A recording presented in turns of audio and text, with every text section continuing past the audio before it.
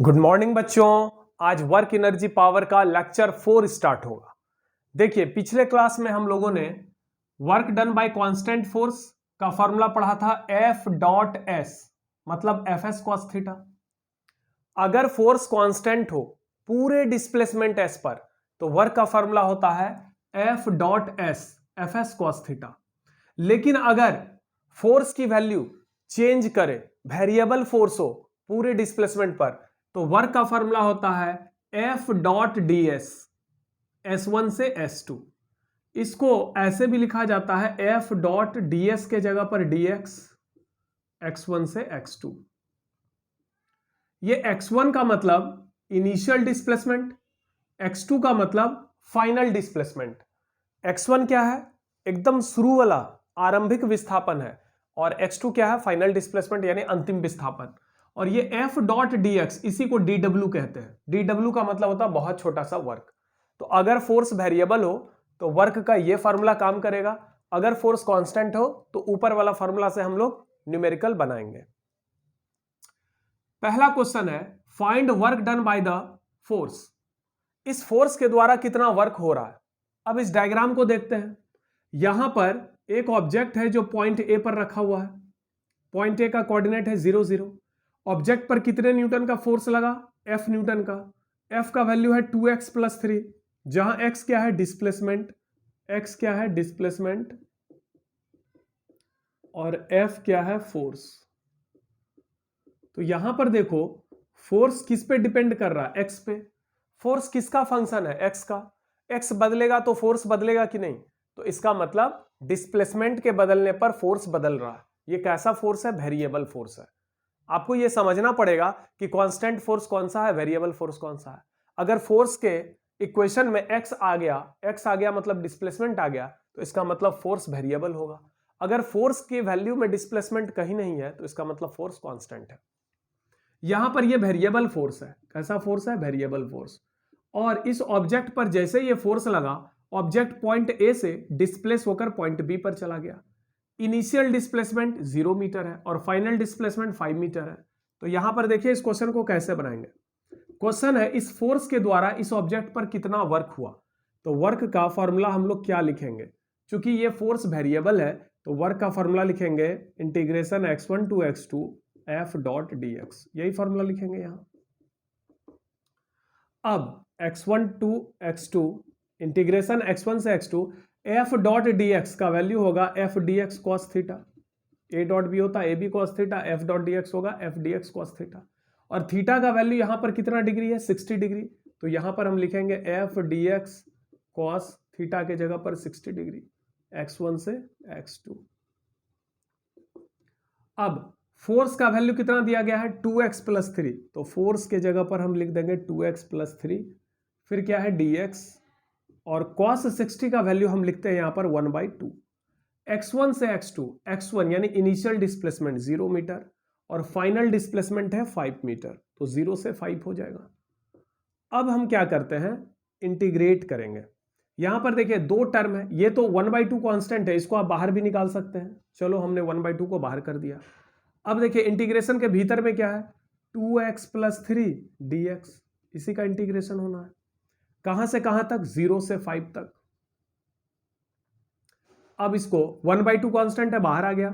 Integration के अंदर केवल वेरिएबल रहेगा ये। अब इसको इंटीग्रेट करेंगे तो इसमें दो अलग अलग टर्म है। पहला टर्म है 2x, तो 2x dx लिखेंगे। दूसरा टर्म क्या है? 3, तो इंटीग्रेशन 3 dx लिखेंगे। दोनों का अलग अलग इंटीग्रेशन हो गया। अब इस पूरे को बड़ी ब्रैकेट से घेर कर 0 से 5 डाल देते हैं, 0 से 5।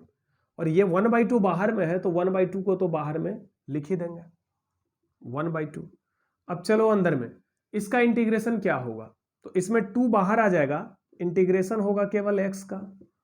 उसमें 3 बाहर आएगा, इंटीग्रेशन केवल dx का होगा। कहां से कहां होगा? 0 से 5 इज इक्वल टू 1/2 बाहर में रहेगा। 2 x का इंटीग्रेशन क्या होगा? x पर पावर 1 है तो इसका इंटीग्रेशन होगा x पर पावर 1 + 1 यानी 2/2 प्लस 3 तो बाहर में है। और dx का इंटीग्रेशन क्या होगा? x कहां से कहां? 0 से लेकर 5 तक। ठीक है। अब यहां पर देखिए 2 और 2 हो गया कैंसिल, तो क्या बचा 1/2 x² प्लस 3x, कहां से कहां 0 से 5। अब इसमें हम क्या करेंगे, पहले x जहां जहां है वहां वहां हम ऊपर वाला वैल्यू रखेंगे 5, तो कितना हो जाएगा 5 का स्क्वायर प्लस 3 इंटू 5, ऐसा होगा। तो यहां पर जो वैल्यू आएगा तो वो हम क्या लिखेंगे, हाफ 1/2 क्या लिखेंगे, अच्छा चलो इसको ऊपर लिखते हैं। वैल्यू जो आएगा ये हो जाएगा 1/2, x के जगह पर पहले 5 रखेंगे तो 5 का स्क्वायर प्लस 3 इंटू 5, इसको ब्रैकेट में डाल देंगे माइनस, फिर x जहां जहां वहां वहां 0 डालेंगे नीचे वाला वैल्यू, तो क्या लिखेंगे 0² प्लस 3 इंटू 0। अब इसको सॉल्व कर लेंगे, हाफ 5 का स्क्वायर हो गया 25 प्लस 5 3 जा 15, और ये तो 0 हो गया -0, 25 प्लस 15 40, 40 इंटू 1/2, तो ये हो गया 20। वर्क का ऐसा यूनिट जूल होता है, तो 20 जूल वर्क निकल गया। तो इस तरीके से जब भी फोर्स वेरिएबल हो तो उस क्वेश्चन को हम ऐसे बनाएंगे। इस क्वेश्चन को आप अच्छे से देख लें।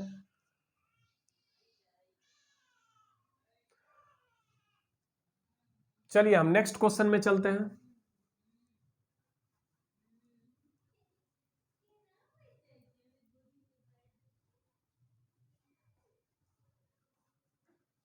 नेक्स्ट क्वेश्चन है,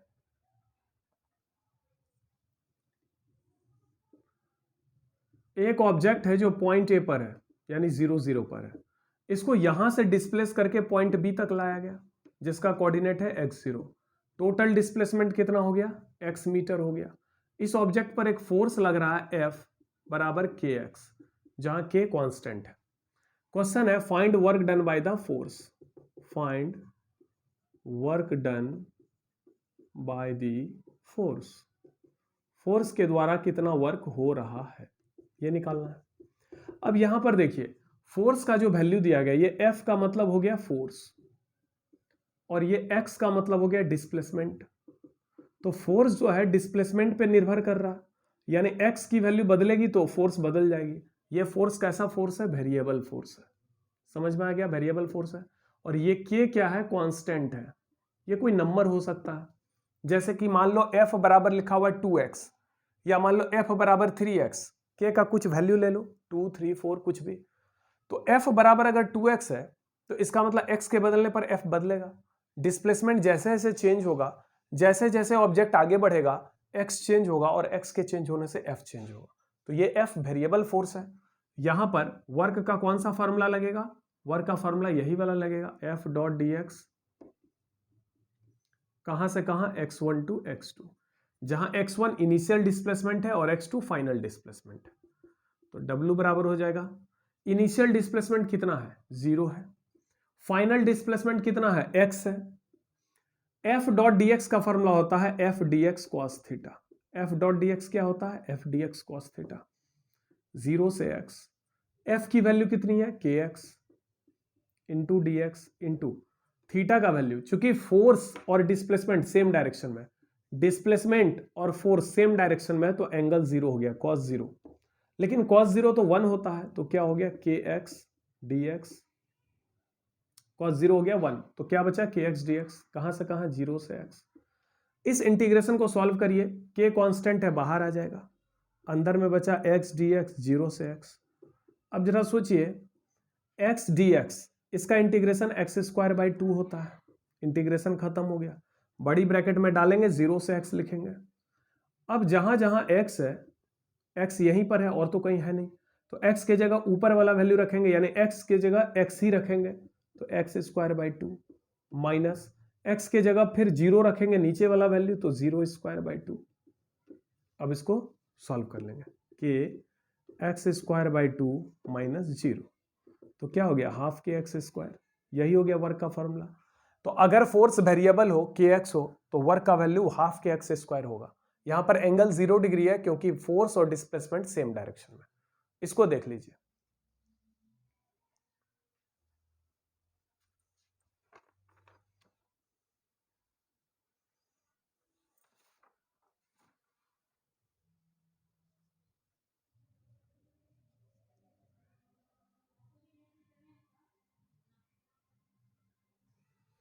चलिए next.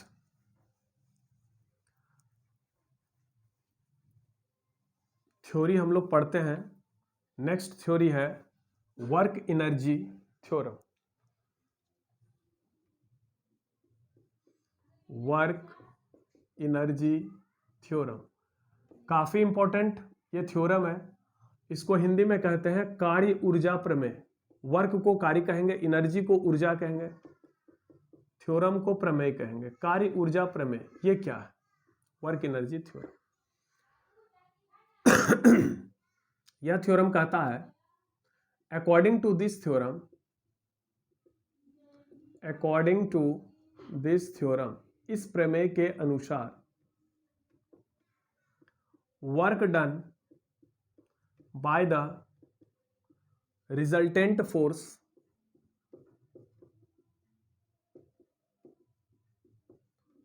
on a body is equal to change in its kinetic energy, change in its kinetic energy। Kinetic energy को हिंदी में कहते हैं गतिज ऊर्जा। अकॉर्डिंग टू दिस थ्योरम, इस प्रमेय के अनुसार, इस प्रमेय के अनुसार, इस प्रमेय के अनुसार work done by the resultant force on a body, किसी वस्तु पर, किसी वस्तु पर परिणामी बल के द्वारा किया गया कार्य, किसी वस्तु पर परिणामी बल के द्वारा किया गया कार्य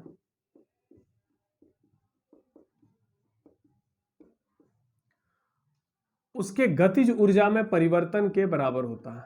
उस वस्तु के गतिज ऊर्जा में परिवर्तन के बराबर होता है। गतिज ऊर्जा काइनेटिक एनर्जी में परिवर्तन यानी चेंज, गतिज ऊर्जा में परिवर्तन के बराबर होता है।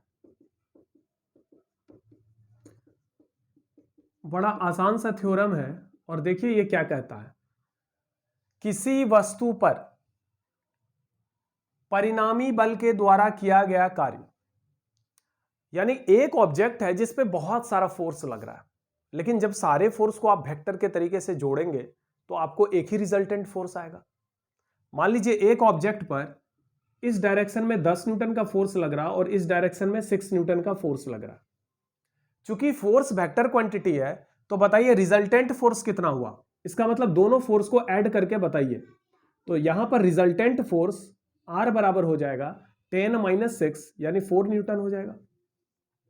क्योंकि फोर्स अपोजिट डायरेक्शन में है तो यहां पर कैसे ऐड करेंगे, ये दोनों घट जाएगा और रिजल्टेंट फोर्स का डायरेक्शन किधर होगा, जिधर बड़ा फोर्स है उधर ही होगा, मतलब पॉजिटिव एक्स एक्सिस में। तो जब भी किसी ऑब्जेक्ट पर एक से अधिक बल लगता है तो सारे बल को हम ऐड करके देखें तो एक ही रिजल्टेंट फोर्स आएगा। तो किसी ऑब्जेक्ट पर एक फोर्स लगे या एक से ज्यादा फोर्स लगे, रिजल्टेंट फोर्स तो एक ही आएगा। यहां पर 2 फोर्स लग रहा है, रिजल्टेंट फोर्स एक ही आया। अगर 3 फोर्स लगेगा, मान लो इधर 10 है, इधर 6 है और इधर 3 न्यूटन है, अब ऐड करो।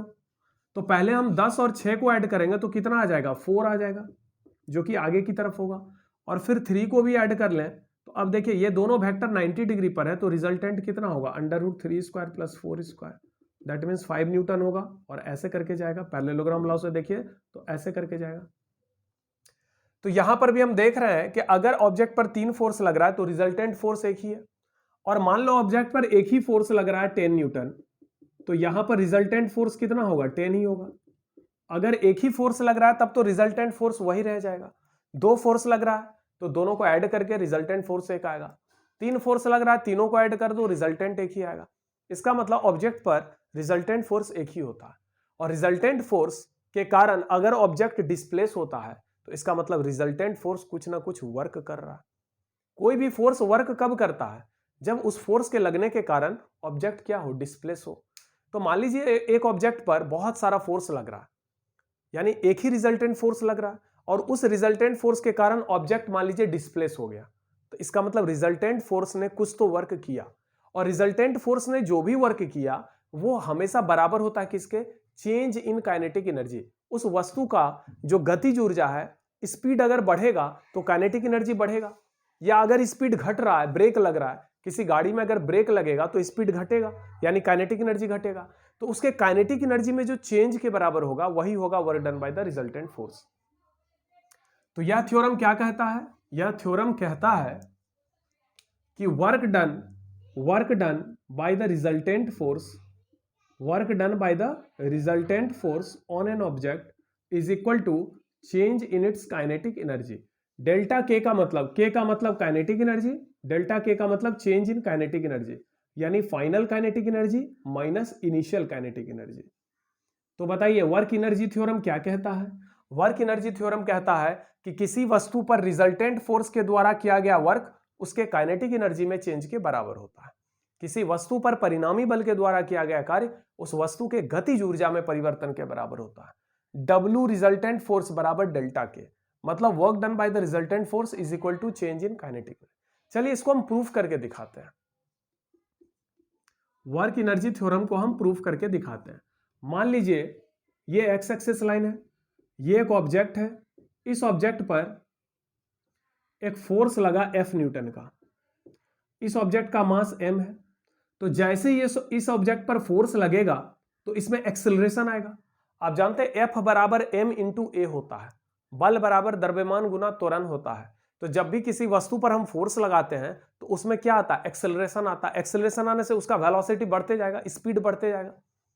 तो मान लीजिए जैसे ही इस ऑब्जेक्ट पर फोर्स लगा तो इसमें कितना एक्सेलरेशन आ गया? a, और मान लीजिए इसका इनिशियल वेलोसिटी है u, और ये वेलोसिटी u बढ़ते बढ़ते बढ़ते बढ़ते कितना हो गया? इसका फाइनल वेलोसिटी हो गया v। इसका मास तो m ही रहेगा, मास थोड़े ना चेंज होगा। अगर ऑब्जेक्ट का मास है 10 kg शुरू में, तो बाद में भी इसका मास 10 kg ही रहेगा। मास यहाँ पे चेंज नहीं होगा, यहाँ पे केवल वेलोसिटी चेंज होगा। इसका इनिशियल वेलोसिटी u है, फाइनल वेलोसिटी v हो गया। इसका वेलोसिटी इसलिए चेंज हो रहा है क्योंकि एक्सेलरेशन आया। एक्सेलरेशन क्यों आया? क्योंकि फोर्स लगा। फोर्स लगने से क्या आ गया? एक्सेलरेशन। एक्सेलरेशन आने से क्या हो गया? वेलोसिटी चेंज हो गया। वेलोसिटी चेंज हो गया, कहां से कहां चेंज हो गया? u से चेंज होकर v हो गया। यही कहानी है। अब यहां पर हम work done by the resultant force निकालेंगे। क्या निकालेंगे? Work done by the resultant force. जरा सोच के देखिए, इस वस्तु पर एक ही फोर्स लग रहा है, तो यही है आपका रिजल्टेंट फोर्स। और इस फोर्स के कारण ऑब्जेक्ट कहां से कहां तक डिस्प्लेस हुआ?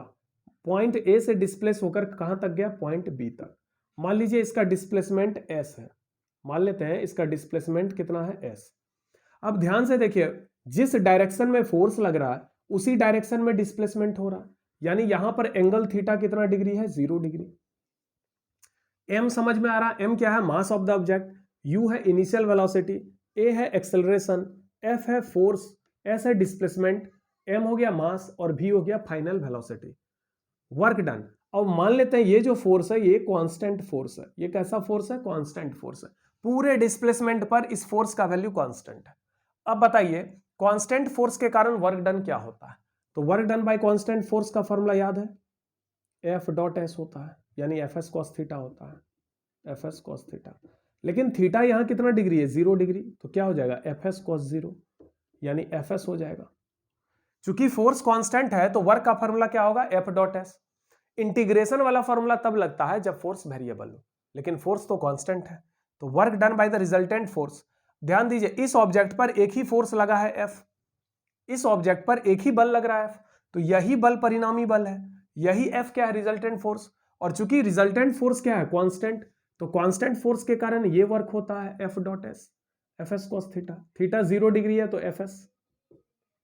अब एफ बराबर हम लिख सकते हैं एम इंटू ए, चूंकि इस फोर्स के कारण कितना एक्सेलरेशन आया है? ए, तो एफ बराबर एम ए, बाकी एस को एस ही लिख सकते हैं। अब एक इक्वेशन आपने पढ़ा होगा v s equation, v square बराबर यू स्क्वायर प्लस 2as। चूंकि फाइनल वेलोसिटी v है, इनिशियल वेलोसिटी u है, एक्सेलरेशन a है और डिस्प्लेसमेंट s है, तो ये इक्वेशन हम लिख सकते हैं।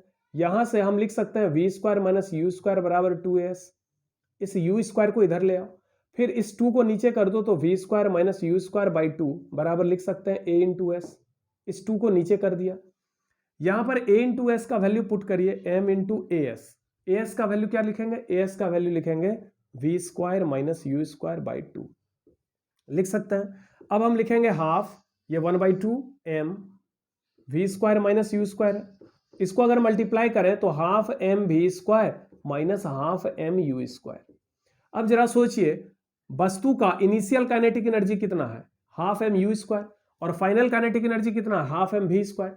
काइनेटिक एनर्जी का फॉर्मूला होता है ना हाफ एम वी स्क्वायर, आपको मैंने पढ़ाया था, काइनेटिक एनर्जी का फॉर्मूला होता है हाफ एम वी स्क्वायर। तो शुरू में स्पीड कितना है u, तो इनिशियल काइनेटिक एनर्जी हो गया half m u square, final kinetic energy हो गया हाफ एम वी स्क्वायर।